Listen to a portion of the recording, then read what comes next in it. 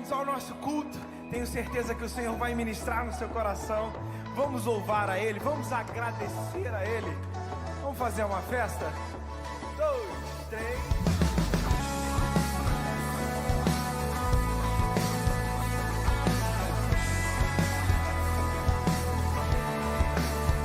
O dia que o Senhor já fez, seja o que for, eu vencerei.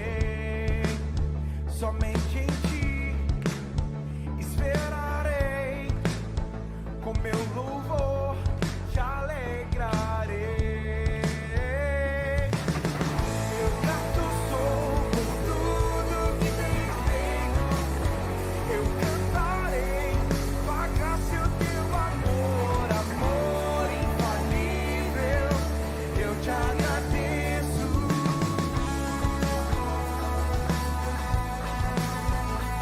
Meu Deus,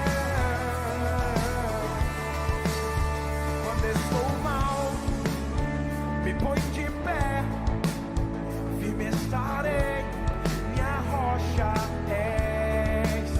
Eis-me aqui, amado meu, teu filho sou, tu és meu Deus. Eu grato sou por tudo que tens feito.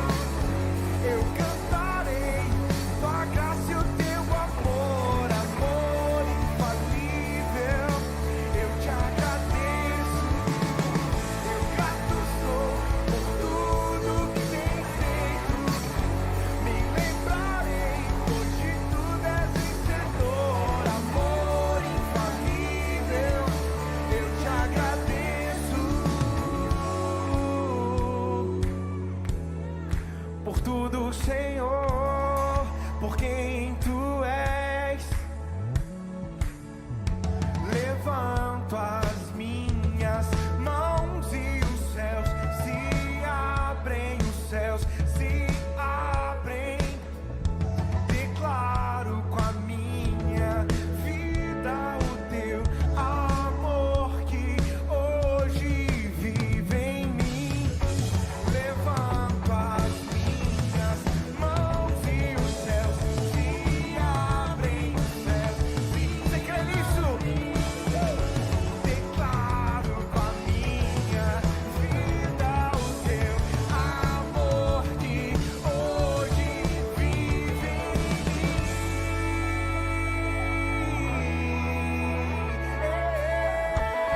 Ele vive em mim. Eu grato sou por tudo que tens feito. Eu cantarei tua graça e o teu amor, amor infalível. Eu te agradeço.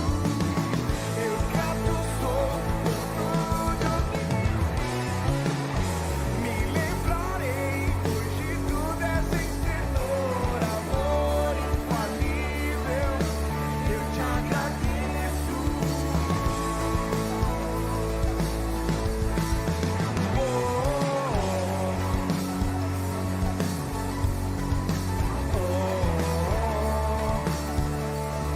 Obrigado, meu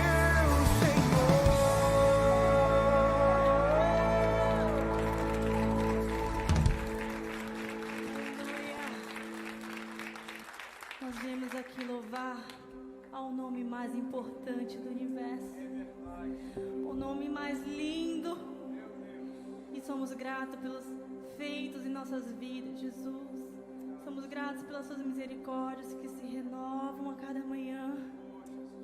Nós estamos aqui para honrar o teu nome, Jesus. Somos adoradores, adoradores teus, Jesus.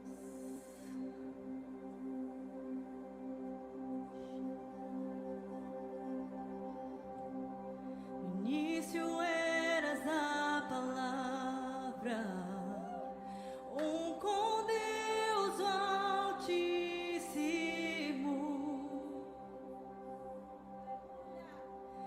O mistério de tua glória, Cristo em ti se revelou. Ó, quão lindo esse nome!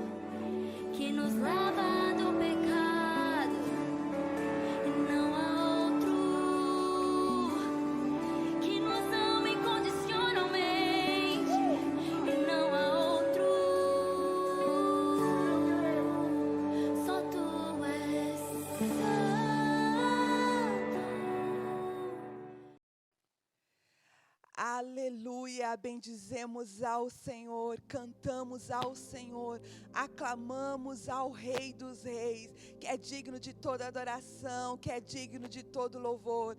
Que todos os povos celebrem ao nosso Deus, que todos os povos celebrem ao Criador e digam constantemente: Deus é bom, grandes coisas fez o Senhor por nós, grandes coisas fez o Senhor em nosso meio.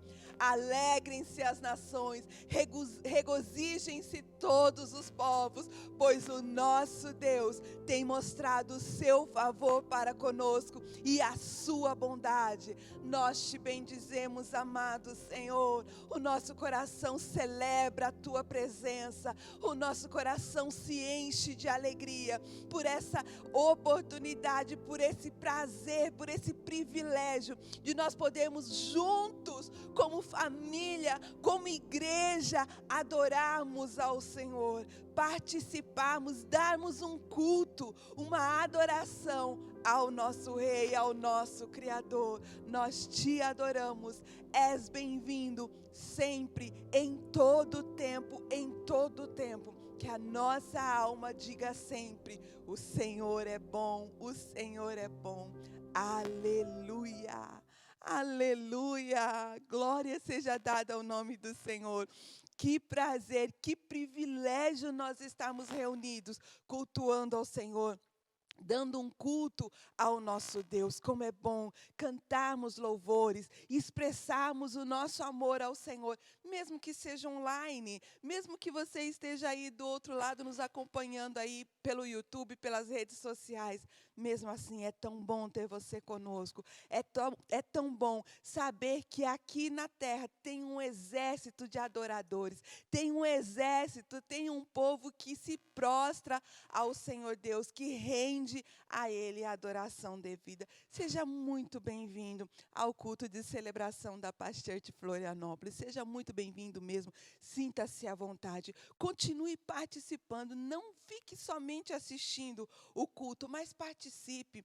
Na hora do louvor, cante junto. Na hora da oração, ore junto. Adore ao Senhor. Participe, dê um culto ao Senhor, porque dar um culto ao Senhor independe se você está num templo reunido com todos os irmãos, ou se você está aí na sua casa, reunido em família, ou talvez até sozinho, assistindo, participando desse culto. O que importa é você dar um culto, prestar um culto ao Senhor nosso Deus, porque Ele é digno, Ele é merecedor, porque tudo é dEle e tudo é para Ele. Então, vamos continuar, porque grandes coisas tem o Senhor para fazer em nós e através de nós. E você, com certeza, já está sendo alcançado aí na sua casa, em nome de Jesus. E fique agora com o nosso Paz News. Saiba o que está acontecendo em nosso meio. Olá! Venha conferir o que está acontecendo no nosso Paz News.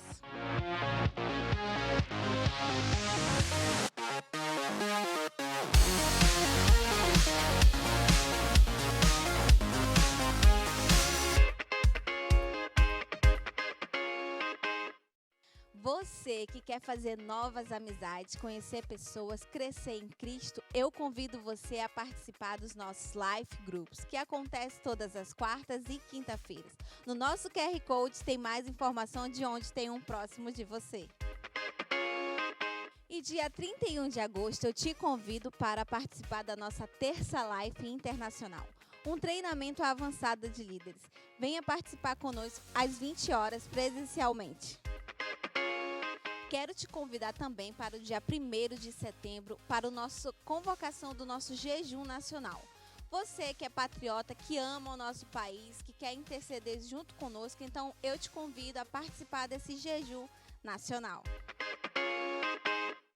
Você, discipulador, que quer crescer, eu te convido para o nosso Expresso 1. Acontecerá dia 7 de setembro e, para maiores informações, acesse nosso QR Code. E antes de ir, eu quero te deixar 2 lembretes. Próximo domingo será a nossa Santa Ceia, dia de renovar a nossa aliança com o Senhor. E o segundo lembrete é sobre o nosso Paz Prayer. Acontece todos os dias de segunda a sábado às 13 horas. Você que é um homem e uma mulher intercessora que gosta de orar juntos pelos mesmos objetivos para crescermos, eu te convido. E não esquecendo, acesse todas as nossas redes sociais, Facebook, Instagram e YouTube. Fique com Deus e até a próxima.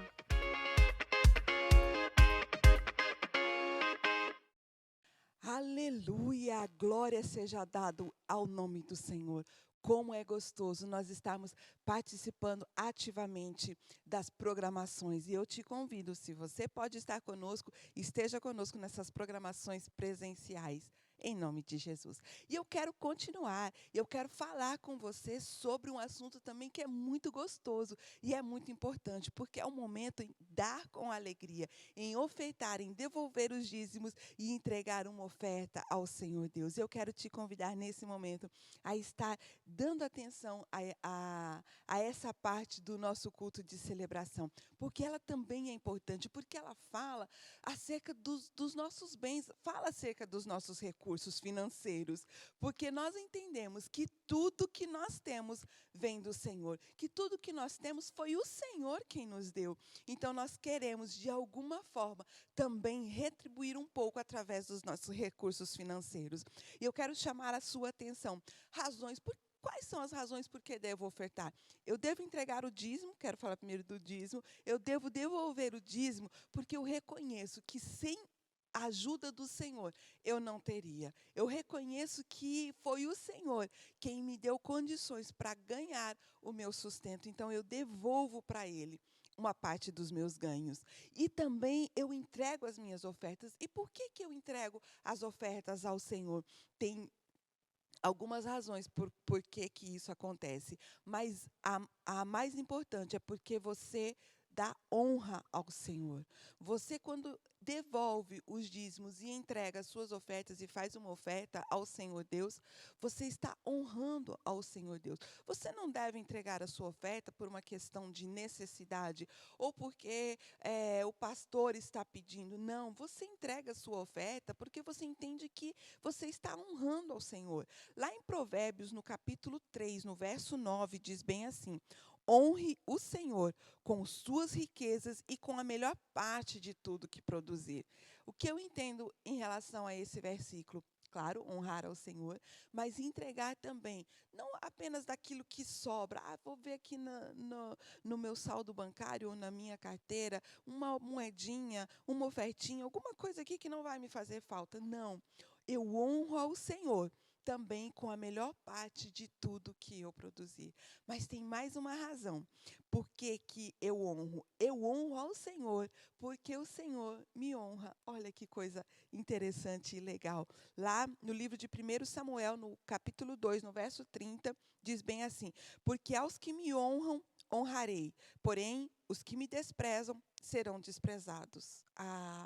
Eu quero ser honrada pelo Senhor Jesus. Eu quero ser honrada pelo Senhor, meu Deus. E eu tenho certeza que você também quer isso para a sua vida. Então, está aí um momento muito gostoso do nosso culto para que você possa honrar ao Senhor com os seus bens. Tenha total liberdade para estar contribuindo com os seus recursos, em nome de Jesus. Aleluia. Bendizemos ao Senhor, Pai. Louvamos ao teu santo nome, porque uma das formas que nós temos de honrar ao Senhor, além dos nossos atos, além das nossas palavras, também é através dos nossos recursos financeiros, Pai. E nós queremos honrar a Ti com os nossos bens. E nós queremos que os Teus olhos estejam sobre nós e que o Senhor também nos honre através dessa palavra que nós acabamos de ler, que ela se cumpra em nossas vidas. Em nome de Jesus. Amém.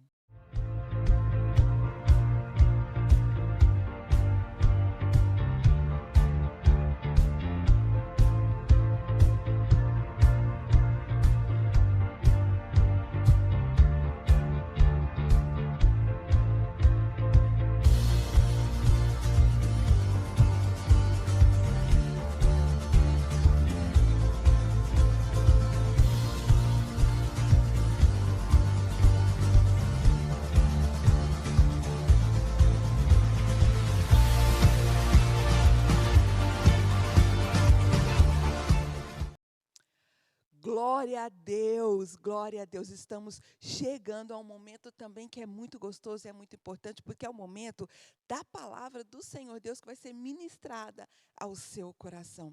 Não permita que Satanás coloque na sua mente: poxa, mas é online, né? É um culto que já foi gravado, então assim, o que Deus tinha que falar, ele fala ao vivo. Não.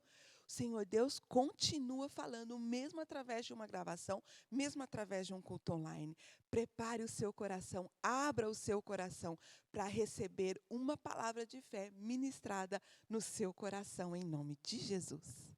E como você já sabe, você que já está vindo todos os domingos, nós estamos numa série de mensagens que hoje é o quarto e último episódio, quarto e último capítulo da nossa série de mensagens com o tema O Alvo, a busca pela transformação. Como Deus falou conosco, principalmente comigo, como Deus falou comigo nesses 3 primeiros capítulos dessa série, e como Deus está falando tão poderosamente comigo nesse último capítulo da nossa série. Mas eu vou recapitular um pouquinho dos 3 capítulos, para você que não pegou os 3 capítulos anteriores, para você entender um pouquinho disto e receber hoje uma poderosa palavra de Deus para o seu coração. A busca pela transformação é um mandamento bíblico, não é uma questão de que nós queremos que um grupo de pessoas vá para uma posição diferenciada. Não é isto. É um mandamento bíblico que todo cristão precisa, deve perseguir. Esse alvo, tem que ter isso como um alvo, buscar essa transformação. O sonho do coração de Deus é que todo cristão, ele busque essa transformação.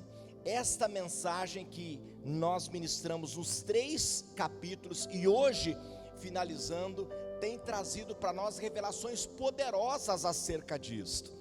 E eu aprendi muito desse assunto com meu discipulador amado, pastor Sabá Liberal.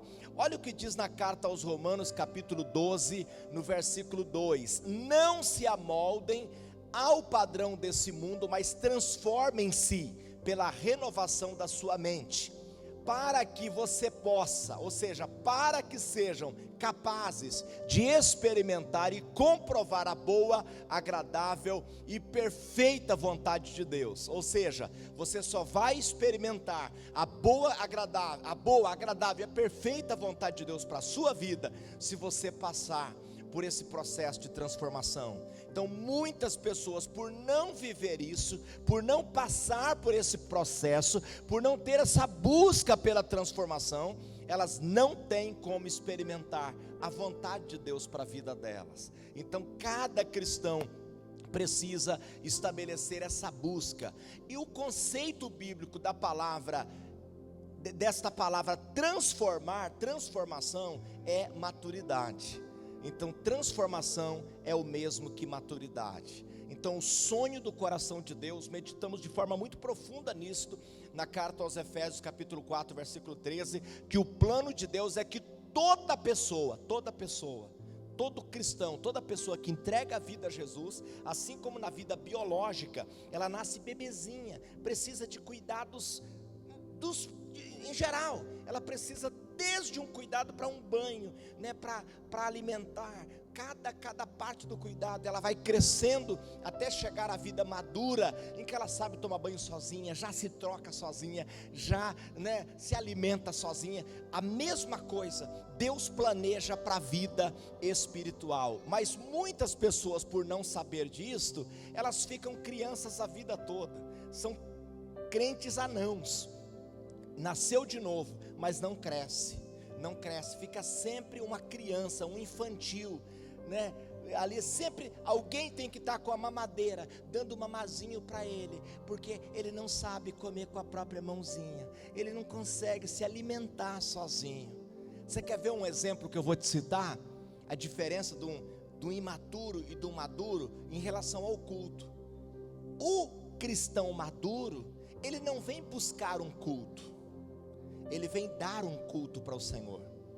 Então não interessa o que está acontecendo à volta dele, ele está aqui para dar um culto, ele quer dar um culto para o Senhor. Não interessa se o ministério de louvor cantou fez a melhor performance, o melhor louvor, ou de repente o ministério de louvor naquele dia não fluiu muito legal, mas ela está aqui para dar um culto, ela quer dar um culto. Talvez naquele dia o pastor não pregou aquela mensagem inspirada, talvez o pastor nem pregou uma mensagem muito boa naquele dia, mas ela quer dar um culto, ela está aqui para dar um culto. Ela vai sair daqui cheia da presença de Deus, que ela veio glorificar e adorar o Senhor. O imaturo não, ele veio buscar um culto. Aí ele já começa, do meu lado sentou uma pessoa que eu não gostei, o louvor hoje não foi muito ungido, o pastor hoje não pregou uma palavra que eu gostei. Então ele veio buscar um culto, ele está à busca de algo, é o bebezinho precisando que alguém dê alguma coisa para ele. Então ele já se encheu da presença de Deus a semana toda, agora ele vem dar um culto para o Senhor. Então esse ele tem a maturidade. Então essa é a diferença. Aí nós falamos do primeiro item, que é o dilema da transformação. Que dilema que é esse para nós? Quantas vezes aconteceu comigo, eu me perguntei, anos de vida cristã, mas eu ainda batalhava com tantas coisas. E claro que eu não vou também dizer que hoje ainda não brota sentimentos e questões que vêm para que eu queira dar uma reação diferente da de Jesus em alguns momentos.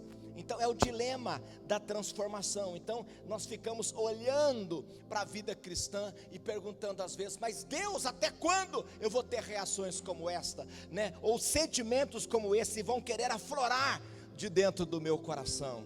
Então são os dilemas. Mas veja bem o que diz na carta aos Romanos 5,12. Portanto, da mesma forma como o pecado entrou no mundo por um homem, e pelo pecado a morte, assim também a morte veio a todos os homens, porque todos pecaram. Então, ou seja, todos nós pecamos, todos nós já nascemos em pecado. Então, nós precisamos entender agora que tem uma obra a ser realizada. Nós explicamos muito isso nos capítulos anteriores. Quando você entrega a tua vida para Jesus, você confessa Jesus como Senhor e Salvador, na hora, imediatamente acontece a regeneração do teu espírito, você se torna regenerado. Só que você tem mais duas partes, que é o corpo e a alma, e o corpo e a alma não se convertem. Então aí tem um processo a ser realizado, e é esse processo que nós precisamos compreender de forma muito clara. E muitas pessoas não sabem de quem que é a responsabilidade disso. Você já ouviu pessoas que dizem assim: o dia que Deus não quiser mais que eu fume esse cigarro, Deus vai me libertar. Você já ouviu alguém falar isso? O dia que Deus quiser que eu não fume mais, Deus vai me libertar. O dia que Deus quiser que eu não mais pratique esse adultério, Deus vai me libertar. Não é verdade, não é verdade, não é verdade. Essa parte é sua, essa parte é nossa. Então eu preciso tomar essa decisão, essa parte é minha. Olha o que diz o apóstolo João, primeira carta de João, capítulo 2, versículo 6. Aquele que afirma que permanece nele, deve andar como ele andou. Preste bem atenção nessa parte aqui. Aquele que afirma que permanece nele. Eu permaneço em Jesus, eu estou em Jesus e Jesus está em mim. Então ele diz deve. Eu tenho o dever, é meu dever de andar como Jesus andou. É meu dever. Então ele já deu o modelo. Agora eu preciso pegar esse modelo e agir. Você está entendendo? Então eu devo andar. O segundo ponto que nós compreendemos é a salvação e o processo de transformação. Então Jesus, ele diz em Mateus 24, ele diz: será salvo aquele que permanecer até o fim. Aquele que permanecer até o fim. Então a salvação é um processo. É um processo. No dia que eu entrego a vida para Jesus, é como se fosse uma escada. Eu subo no primeiro degrau, mas eu não devo ficar no primeiro degrau. Eu preciso subir os demais degraus. Eu preciso continuar esse processo. E aos Filipenses 2:12, a palavra de Deus diz isso de forma muito clara: assim, pois, amados meus, como sempre obedecestes, não só na minha presença, porém, muito mais agora na minha ausência. Ele diz: desenvolvei, está em grifo aí, negritado e grifado: desenvolvei a vossa salvação com temor e tremor. Então existe um processo. A salvação, ela tem um processo a ser desenvolvido dia a dia, dia a dia. Um pastor muito experiente, uma referência no Brasil, nessa área de cura interior, nessa área de libertação, nessa área de levar as pessoas para a vida madura em Deus, para essa maturidade. O pastor Cote, ele estudando profundamente, ele compreendeu que 10% do processo salvação, esse processo da salvação, 10% é regeneração, 10% é libertação. Então a parte da libertação é 10% do processo.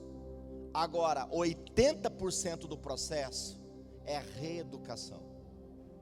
Então eu preciso passar pela reeducação. Eu preciso me reeducar. Como é que eu dirijo? Antes, a pessoa dirigia xingando todo mundo, colocando a mão para fora, mostrando o dedo e buzinando: sai da frente, tira essa lata velha. Agora eu sou cristão. Agora eu estou desenvolvendo para ficar a estatura de Cristo, parecido com Cristo. Agora eu já não ajo mais assim. Agora eu vou reeducar para ser um marido, para ser uma esposa, para ser um pai, para ser um filho, para ser um empresário, para ser um empregado. Modelo Jesus, padrão Jesus. É uma reeducação. E o que é a reeducação? Reeducação é deixar o Espírito Santo usar as ferramentas necessárias para desenvolver em nós o caráter e conduta de Jesus. Preste bem atenção. Reeducação é deixar. Diga comigo: deixar. Eu preciso deixar o Espírito Santo usar as ferramentas, que é justo o tema de hoje. Usar as ferramentas para desenvolver em nós o caráter de Jesus. Aí o terceiro e último ponto que nós meditamos no domingo passado, recapitulando os empecilhos para a transformação. Então nós aprendemos que a transformação existe empecilhos. Existem alguns empecilhos para a transformação. Então qual que é o primeiro empecilho da transformação? O primeiro empecilho é a indisposição de mudar. Então para mudar, a pessoa tem que estar disposta. Ela tem que estar disposta a tomar uma decisão. É fácil? Não. Essa frase do pastor Sabá que nós citamos aí todas as mensagens anteriores. Olha o que diz essa mensagem: a mudança é complicada, porém a acomodação é uma decisão suicida. Então a mudança é fácil? Não. A mudança é complicada.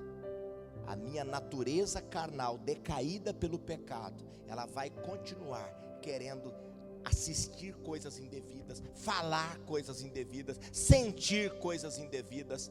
Então a mudança é complicada, mas se eu me acomodar, é um suicídio espiritual. O segundo obstáculo para a transformação é o orgulho. Sabe aquela pessoa que diz: eu nasci assim, eu sou assim, é desse jeito, se me quer é desse jeito, quer ser meu amigo? É desse jeito, quer andar comigo? É assim. Quando casou comigo sabia que eu era assim. Eu falei que eu era desse jeito, casou porque quis. Então a pessoa tem um orgulho, ela não permite que a transformação aconteça. Isso tem que ser quebrado, é um empecilho para Deus transformar. O terceiro ponto que também impede, que é um empecilho, é o falso conceito da graça. A pessoa tem um falso conceito da graça de Deus. Então no conceito dela, ela pode pecar à vontade. Deus vai perdoar mesmo.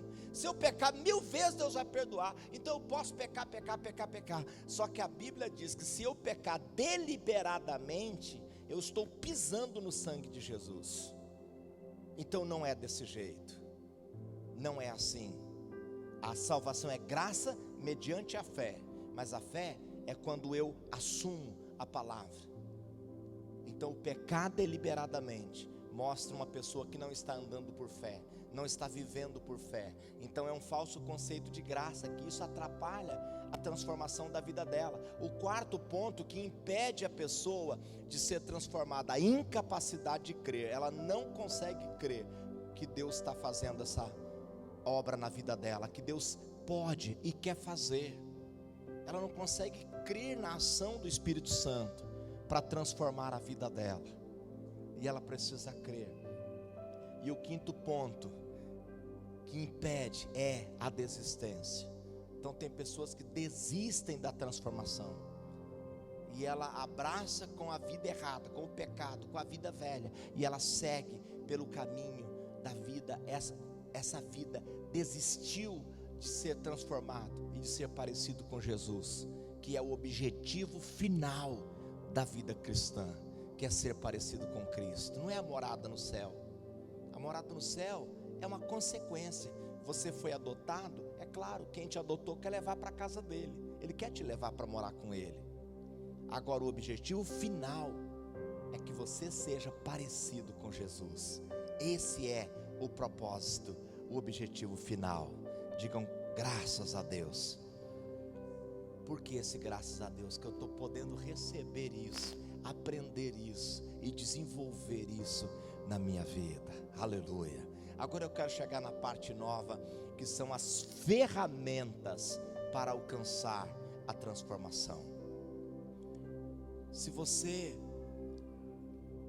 for observar, por exemplo, o trabalho daquele que faz entalhado em madeira, que esculpe,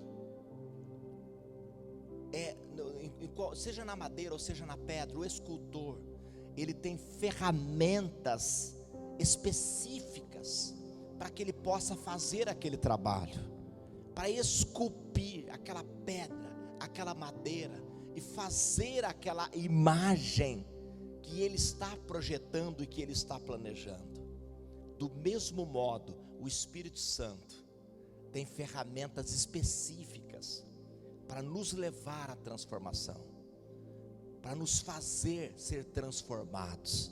Então existem ferramentas específicas do Senhor. Só que antes de nós compreendermos a questão dessas ferramentas específicas que Deus tem para gerar em nós essa transformação, nós precisamos entender que toda mudança é a união e parceria da vontade divina com a vontade humana. Então, ou seja, para que eu seja transformado, eu preciso fazer a minha parte. Eu não posso delegar para Deus a parte que é minha. Se Deus quiser que eu seja liberto disso, Deus vai me libertar. Não vai. É um processo que cada um tem o seu papel, que eu tenho a minha parte e Deus tem a parte que é dele. Então eu preciso entender que toda mudança é a união e parceria da vontade divina com a vontade humana. Outro ponto, toda transformação é resultado das mãos dadas do humano com o divino. Então toda transformação é resultado desta parceria, dessas mãos dadas, eu fazendo a minha parte, o Espírito Santo fazendo a parte dele. Aí sim eu começo a ser transformado. Aí a transformação vai acontecendo, aí eu vou vencendo os vícios, aí eu vou vencendo os maus pensamentos, os maus desejos, as más práticas, aí eu vou crescendo para me tornar cada vez mais parecidos com Jesus, cada vez mais parecidos com o Senhor. A transformação não virá a não ser que você coopere, a não ser que você coopere. Então você já viu pessoas que estão na igreja há 30 anos, e ainda mente, ainda trapaceia, ainda engana as pessoas, ainda é bruto nos seus relacionamentos, grosseiro. Por quê? Ele está na igreja há tanto tempo, por que que ele ainda age desse jeito? Somente porque ele não passou pelo processo da transformação. E a transformação não virá, a não ser que você coopere com esse processo. Se você não cooperar, não virá a transformação. Aí vem a pergunta, e nesta pergunta eu quero descorrer as ferramentas que Deus tem e Ele quer usar para a nossa transformação. O que eu posso fazer para cooperar com esse processo da transformação? Então, como podemos, o que podemos fazer para cooperar? O que eu posso fazer? Eu quero ser transformado. Se você quer ser transformado, se você quer crescer espiritualmente, quer se tornar parecido com Cristo, que é o sonho do coração de Deus, que é o objetivo de Jesus ter morrido naquela cruz, que é o propósito de você ter entregue a sua vida para Ele. Se você quer ser transformado, toma nota dessas ferramentas, ou seja, do que você pode fazer para cooperar, para que você seja transformado. E o primeiro passo é contemplação. Você precisa usar essa ferramenta do Espírito Santo para que você possa passar pela transformação. É a contemplação. Na segunda carta aos Coríntios, capítulo 3, versículo 18, ele diz assim: e todos nós, com o rosto desvendado, contemplando como por espelho a glória do Senhor, somos transformados de glória em glória na sua própria imagem, como pelo Senhor o Espírito. Olha o que o Espírito Santo fala através do apóstolo Paulo. Ele diz: de todos nós. Isso aqui não é para um grupo da igreja que é os santarrões da igreja. Aqueles ali são os chamados para ser o grupo de elite da igreja. Não, na igreja não tem um grupo de elite. Todos somos sacerdotes. Ele diz todos nós, toda pessoa que entregou a vida para Jesus, todos nós. Ele está dizendo, com o rosto desvendado, sem véu, sem nada na frente do seu rosto, o rosto desvendado, contemplando como por espelho a glória do Senhor. Quando eu contemplo a glória do Senhor, ou eu contemplar a glória, eu vou sendo transformado. Por isso que ele diz, de glória em glória, de glória em glória. Então toda vez que eu contemplo a glória, eu vou sendo transformado, eu vou sendo transformado. À medida que eu vou contemplando a glória, eu vou sendo transformado, eu vou sendo transformado, eu vou sendo transformado. Por isso que todos os dias eu preciso tirar aquele tempo de intimidade com Deus. Por isso que eu preciso buscar essa intimidade, eu preciso desenvolver essa intimidade. Se eu não desenvolver essa intimidade, eu não vou contemplar a glória. Não vou contemplar a glória. Eu vou apenas fazer aquela oração do gato. Sabe como que é a oração do gato? Só. Eu não vou mergulhar, eu não vou me derramar, eu não vou me entregar, eu não vou ficar jogado no chão sem força, entregue, completo, totalmente rendido aos seus pés. Então, se eu quero contemplar, eu preciso mergulhar nessa intimidade. Eu comparo a oração como uma chaleira com água, uma chaleira com água dentro. Eu fui criado, na minha infância, na nossa casa, havia um fogão a lenha. Não havia fogão a gás, era só fogão a lenha. Então, bem cedo, os meus pais acordavam e acendiam o fogão a lenha, e já colocavam uma chaleira de água em cima da chapa, e o dia inteiro ficava aquela brasa ali no fogão a lenha. Hora ou outra colocava lá um graveto para que mantivesse aquelas brasas, e aquela água ficava o tempo todo aquecida, o dia inteiro aquecida. Então, precisa fazer um café, a água já está aquecida. Preciso fazer um arroz, a água já está aquecida. Então, eu considero a vida de oração como essa chaleira com água. Então, se ela já está aquecida,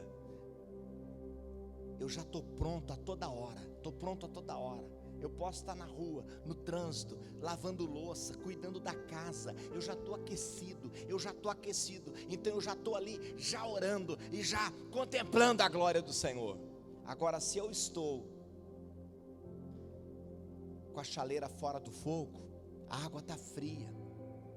Aí chega no culto, o ministério de louvor começa a cantar e dizer: adore, levante a sua voz, clame ao Senhor, adore, exalte, louve. Mas está fria. Até a água esquentar demora. Aí já acabou o tempo do louvor e não deu tempo nem da água esquentar. Então ela passa a semana na intimidade, no fogo. A semana ela está glorificando, na semana inteira ela está adorando, ela está louvando, ela está exaltando, ela está com a água aquecida do Espírito, fervorosa no Espírito, como diz a palavra. Então, quando ela está no culto, é mais um momento dela adorar, e dela exaltar, e dela contemplar a face do Senhor, a glória do Senhor, e de glória em glória, ela vai sendo transformada na própria imagem do Senhor, na própria imagem do Senhor. Nós contemplamos o Senhor, o Espírito nos transforma. Nós contemplamos, o Espírito nos transforma. Se não adoramos o Senhor, o Espírito Santo não pode nos transformar. Você está entendendo? Se eu não adoro, não tem como Ele me transformar. Eu vou viver a vida toda raso espiritual, não ora, não vive, não flui na fé, não contempla a glória do Senhor, vive uma vida vazia, porque ele não contemplou a face do Senhor. Ele não tem uma vida de adoração. Tem pessoas que não sabem, por exemplo, a diferença que há numa oração de louvor e uma oração de adoração. Adoração é quando eu exalto o Senhor pelo que Ele é. Louvor é quando eu exalto o Senhor pelo que Ele faz. Então, por exemplo, eu vou fazer uma oração de louvor. Pai, eu quero te louvar, porque o Senhor tem me dado o pão de cada dia. A minha mesa tem sido farta por tua graça. O Senhor tem nos protegido. A minha casa tem estado protegida. O Senhor tem nos suprido, nos guardado, nos protegido. Pai, eu te louvo por cada um dos seus feitos, por ter dado Jesus, por ter livrado a minha alma da perdição eterna. É uma oração de louvor. Agora, como é uma oração de adoração? Pai, eu quero te exaltar por aquilo que tu és adorado, exaltado, glorificado, majestoso, digno, poderoso. Tu és santo, não há outro igual a ti. Só tu és Deus, só tu és Senhor. Eu estou adorando. Então, quando eu adoro, o Espírito Santo vem e me transforma. Agora, veja o contrário disso. Salmo 115, versículos 5 a 8. Olha o que diz aqui nesse texto. Entenda bem claramente isso daqui. Prata e ouro são os ídolos deles, obras das mãos de homens. Tem boca e não falam, tem olhos e não veem, tem ouvidos e não ouvem, tem nariz e não cheiram, suas mãos não apalpam, seus pés não andam, som nenhum lhes sai da garganta. Tornem-se semelhantes a eles os que o fazem, e quanto neles confiam. Do que é que o salmista está falando aqui? Está falando das imagens de escultura. Então ele está dizendo que quando as pessoas adoram esses ídolos, essas imagens de escultura, elas se tornam parecidas com essa imagem. Ela se torna igual a essa imagem. Então, quando ela adora os ídolos, essas imagens de prata, de ouro, obras de mão de homens, ela se torna semelhante. Tornem-se semelhante a eles os que fazem e quantos neles confiam.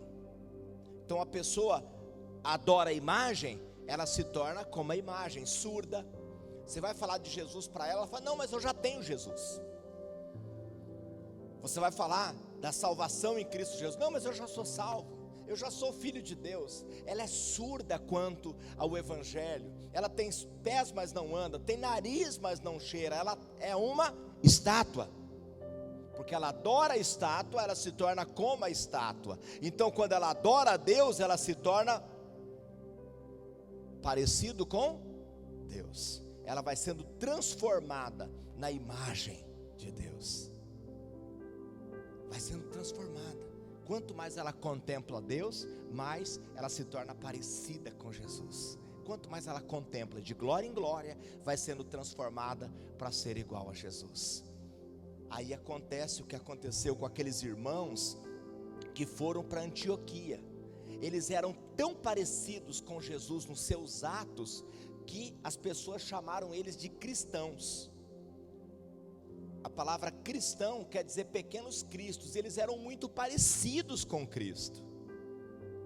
Será que as pessoas têm olhado para nós e têm nos visto parecidos com Cristo?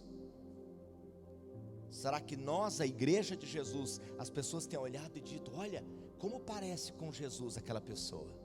Como os atos, como a atitude, como ele trata as pessoas, como ele se comporta, como ele é parecido com Jesus. Porque esse é o propósito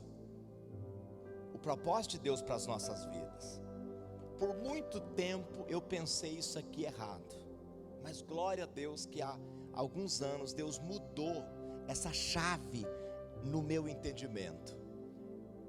Vai aparecer na tela. Não é a santidade que é o caminho para Deus, não é a santidade. Então, por muitos anos eu achava que o caminho para Deus era a santidade. Então eu vivia numa guerra contra o pecado e pela santidade, porque eu entendia que a santidade era o caminho para chegar a Deus. Mas eu entendi que Deus é o caminho para a santidade. Quanto mais eu chego perto de Deus, quanto mais eu busco a Deus, mais eu venço essas batalhas da carne. Então, quanto mais eu me aproximo de Deus, quanto mais eu busco a Deus, mais eu vou quebrando essas barreiras, eu vou vencendo essas barreiras, esses desejos, esses comportamentos, essas atitudes e essas posturas que não condiz com a vida cristã que Deus sonha para as nossas vidas.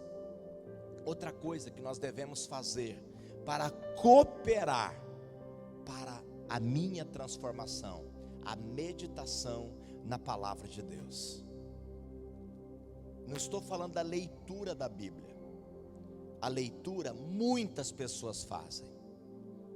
Muitas pessoas leem a Bíblia, mas não é isso que vai gerar essa transformação, que vai ser uma ferramenta de transformação. O que vai ser a ferramenta de transformação é a meditação na palavra. É quando você medita nela. É quando você pega aquela palavra e você vai extrair dali revelações, entendimento, para você viver aquilo que Deus tem para a sua vida. Olha o que o salmista diz no Salmo 1, versículos 2 e 3. No primeiro versículo, ele fala sobre: bem-aventurado aquele que não anda no caminho dos pecadores, nem se assenta à roda dos escarnecedores. Aí no versículo 2 ele diz: pelo contrário, tem prazer na lei do Senhor e nela medita dia e noite. Ele é como a árvore plantada à margem do rio, que dá o seu fruto no tempo certo, suas folhas nunca murcham e ele prospera em tudo o que faz. Meditar na palavra, dia e noite. Quando eu medito na palavra dia e noite, eu vou sendo transformado. Eu vou sendo transformado para viver o que Deus tem para a minha vida. Aí ele fala, é como a árvore, ele é como a árvore plantada junto ao rio, que dá fruto. Diga comigo, fruto. Só dá fruto quem é maduro. O imaturo só dá galho, mas o maduro dá fruto. O maduro dá fruto. Então ele diz, ele dá fruto na estação própria. Ele sempre dá fruto na estação própria. E sabe um outro detalhe? Suas folhas nunca murcham. Ele está sempre vivo, ele está sempre pronto, ele está sempre preparado, ele está sempre animado. Suas folhas nunca murcham. Ele está plantado junto à água. A meditação da palavra faz com que você seja como uma árvore plantada junto à água. A água que é a palavra vai ficar o tempo todo regando você, regando você, regando você, regando você, e fazendo você crescer e frutificar. Frutificar. Aí ele conclui dizendo, e ele prosperará em tudo que faz. E ele vai prosperar. Essa palavra prosperar é uma palavra que fala sobre realização em todas as áreas. Realização. Ele vai conseguir realizar em todas as áreas. Então a meditação na palavra é uma chave. É uma chave para a transformação. Se você não tem o hábito de, não estou falando de ler, se você não tem o hábito de meditar na palavra de Deus, eu quero desafiar você para diariamente, todos os dias da sua vida, você tirar um tempo para meditar na palavra de Deus. Meditar na palavra, contemplar Ele e meditar na palavra, porque isso vai ser chave para a sua transformação. Terceiro ponto, que é outra coisa que eu devo fazer para cooperar: confissão e transparência. Você já viu um caso de um casal que todos tinham como exemplo de casamento? As pessoas olhavam e elas diziam: meu Deus, eu quero ter um casamento como aquele, que casamento lindo. E aquele casamento, meu bem, minha vida, meu cheiro, né? Meu isso e meu aquilo, meu doce de coco e tal. Aquele casal que todo mundo olha e se inspira, diz, ai, que casal lindo. Dali a pouco você recebe a notícia: divorciou. Você fala, não, mas aquele casal divorciou. Era um casal que vivia apenas de uma fachada, vivia apenas de uma aparência. Havia coisas ruins lá dentro, ruins, que não foram tratadas. E o fato dessas coisas não serem tratadas gerou esse problema lá na frente. Olha o que o apóstolo Tiago diz no capítulo 5, no versículo 16: portanto, confessem seus pecados uns aos outros e orem uns pelos outros para serem curados. Confessem seus pecados uns aos outros. É claro que ele não está falando para a gente chegar aqui no meio das pessoas e começar a confessar os nossos pecados. O início desse texto, desse assunto, ele fala: chame os presbíteros da igreja. Então ele está falando das pessoas que presidem sobre nós, aqueles que nos presidem. Então nós precisamos ter o hábito, o costume, a prática de fazer confissões, de ser transparente. O pastor Sabá Liberal tem um livro chamado Transparência, a arte de viver sem máscaras. Se você não tem esse livro e deseja, você pode falar comigo que eu te ajudo a adquirir. para você poder ler esse livro, para você ver como isso vai fazer a diferença. Então a pessoa vai guardando sentimentos, vai guardando coisas dentro dela, ela não confessa, ela não é transparente. O que acontece? Ela não é curada. Mas ela não confessou para Jesus? Confessou e foi perdoada, mas ela não foi curada. Para ela ser curada, ela precisa confessar, ela precisa ser transparente. Ela precisa abrir o coração, chegar e dizer: olha, tem coisas que eu preciso confessar. Tem que confessar. Meu casamento está assim, assim, assim. Minha vida está assim, assim. Meus olhos estão assim. Minha mente está desse jeito. Porque isso é uma ferramenta de Deus para eu ser transformado. No momento em que eu confesso que eu sou transparente, eu recebo a cura. A cura. E isso vai fazer com que eu seja transformado. Numa meditação dessa palavra na célula, uma pessoa fez um exemplo acerca da cebola. Que às vezes a vida da pessoa é como uma cebola. Tem cebola que você vai tirando as capas dela, e você vai tirando, quando chega lá no miolo, o miolo está podre. Então por fora a cebola era bonita, parecia saudável, mas o miolo daquela cebola estava podre. O miolo estava podre. Por quê? Não foi tratado. Acontece isso com a vida de algumas pessoas, porque não foi tratado. Outro ponto importante, a oração em línguas é outra coisa que eu devo fazer para cooperar com a ação do Espírito Santo. Orar em línguas. Então você que já ora em línguas, que já tem o dom de falar em línguas, você precisa estar orando em línguas. Está dirigindo? Ore em línguas. Está limpando a casa? Ore em línguas. Aonde você estiver, claro, nas suas orações também, mas ore em línguas em outros momentos também. Você está lá fazendo os seus afazeres e você está lá orando em línguas. Está lá orando em línguas, porque quando você ora em línguas, o apóstolo Paulo diz na primeira carta aos Coríntios, capítulo 14, versículo 4, ele diz assim, ó: quem fala em línguas, a si mesmo se edifica. Então quando você ora em línguas, você está edificando a você. A palavra edificar, construir. Você está sendo construído pelo Espírito Santo. O apóstolo Paulo diz: eu sou o que mais oro em línguas. Então ele vivia orando em línguas. Aonde você estiver, vai orando em línguas. Está andando na rua, está lá, orando em línguas. O que você estiver fazendo, vai orando em línguas, porque quando você está orando em línguas, você está edificando a você mesmo. A você mesmo. Eu não oro em línguas para edificar o outro, eu oro em línguas para edificar a mim mesmo.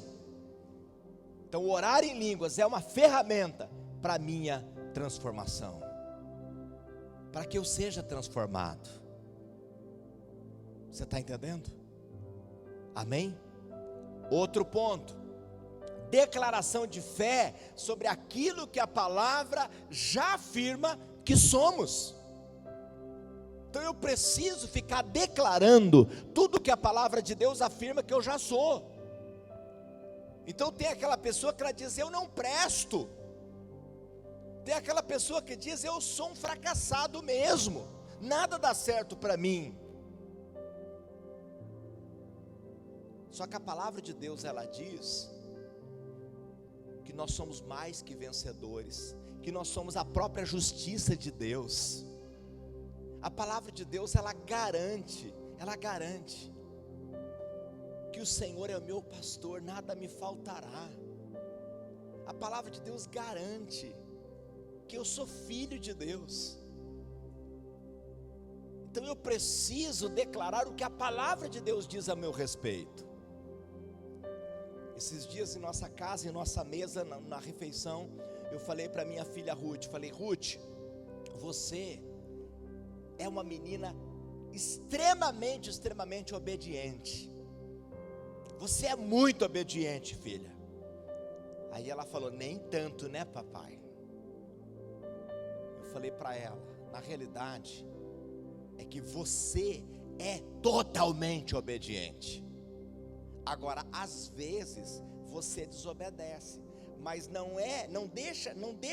você não deixa de ser uma menina muito obediente, porque o que você faz não é a mesma coisa daquilo que você é.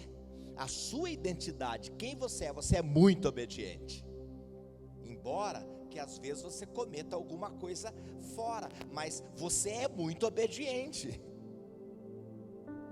Porque você já é nascida de novo, você já é uma serva do Senhor Jesus, você já está vivendo a palavra de Deus, você é a justiça de Deus, então você é muito obediente. Quantas pessoas estão declarando coisas tão negativas sobre si? Nem me fala porque eu não vou guardar. Eu não guardo nada. A Bíblia diz que nós temos a mente de Cristo, você guarda tudo. Tem pessoas que por não saber, por não conhecer as verdades da palavra, ela vai sair trabalhar de manhã, ela fala assim para a família, para os filhos: olha, estou indo trabalhar, mas nem sei se eu volto, tá, gente? Porque vai que eu morro no caminho. Não tem gente que fala isso? Vai que eu morro. A palavra de Deus no Salmo 91, versículo 14, Deus diz assim: dar-te-ei longevidade e lhe mostrarei a minha salvação. Eu vou te dar uma vida longa. Então você vai sair para trabalhar, eu vou em paz, eu vou voltar em paz, porque o Senhor me mantém em segurança.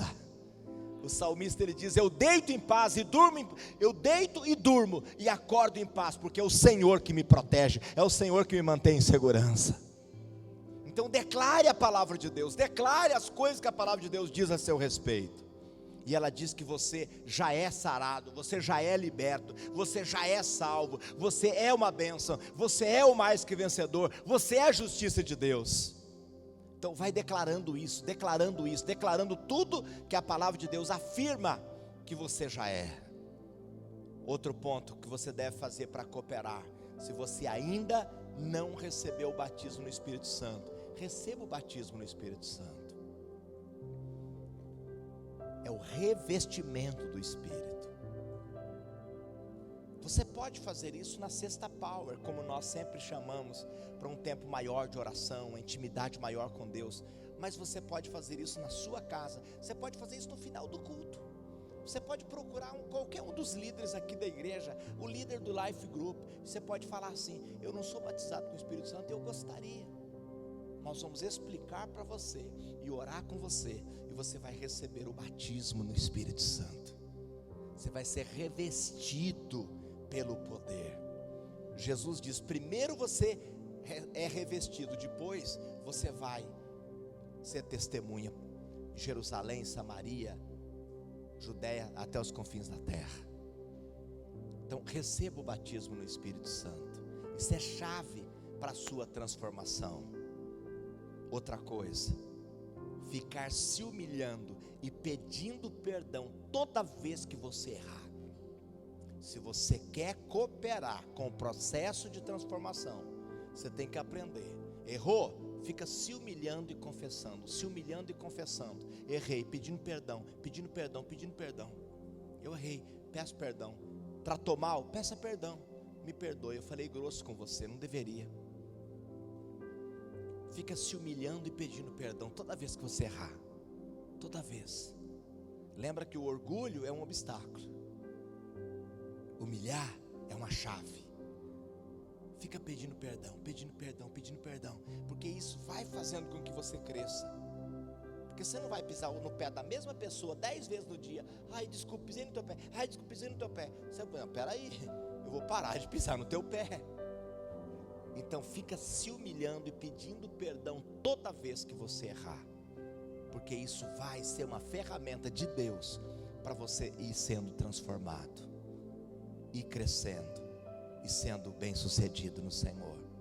E último, para fechar, última parte do que você pode fazer para cooperar: ter um discipulador, um mentor, alguém que vai ajudar você. Se você não tem alguém que está te ajudando, fale com seu líder de Life Group: eu preciso de ser acompanhado. Nós chamamos o discipulado, de forma geral, de o pastoreio eficaz. alguém que vai te fazer um pastoreio eficaz, que vai cuidar de perto e vai te ajudar a mentorear você, para você crescer e para você ser bem-sucedido.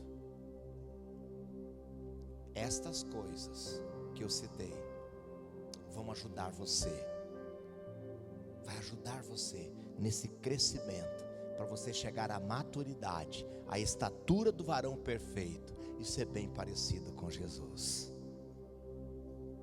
Se você não pegou os capítulos anteriores dessa série, você quer pegar, você pode pegar no nosso canal do YouTube, Pastor de Florianópolis, você pode assistir as demais, e essa também, que vai estar no YouTube também a partir do próximo culto online.